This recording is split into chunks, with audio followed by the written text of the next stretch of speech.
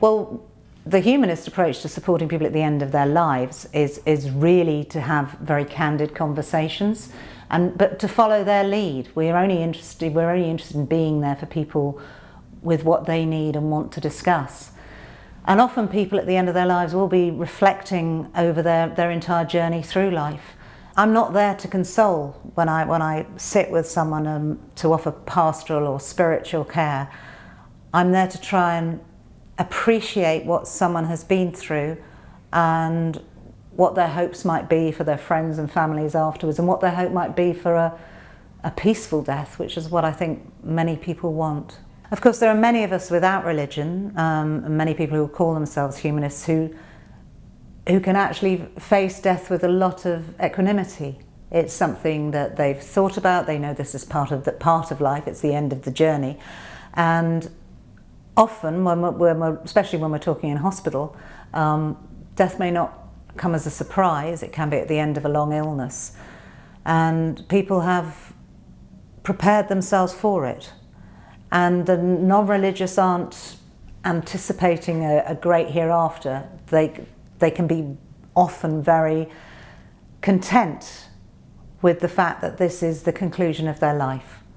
Certainly at the end of life, people do reflect on what their contribution has been to society, to their family, and really start to try and think about, if they have, often people have thought about this previously, but what the meaning is to their life.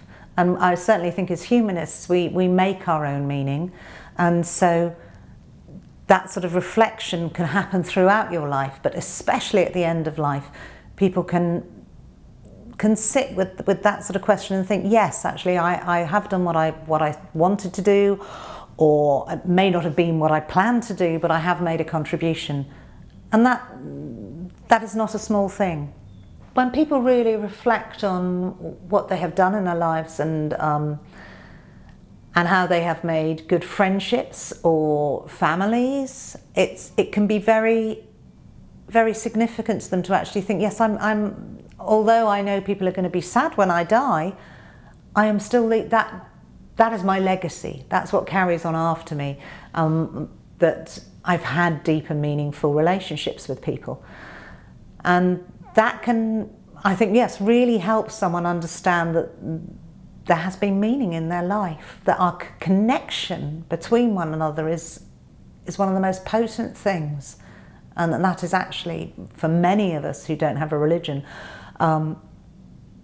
really the most joyous and significant thing about life. I think people can be quite angry that their life is ending when they want to carry on and spend more time with friends and family, and they're excited about their work, but they know illness is taking them away from all of that.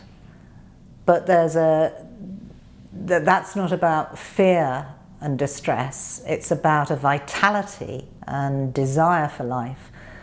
And yet people can have that realism of thinking, right, I actually need to plan for what happens after I'm gone, because I know this is the end. This is the conclusion of my life, but life itself carries on. And that level of realism, which holding in the balance the sadness and the reality of my life is ending and I'm prepared for it, I find deeply moving, and it reassures me really about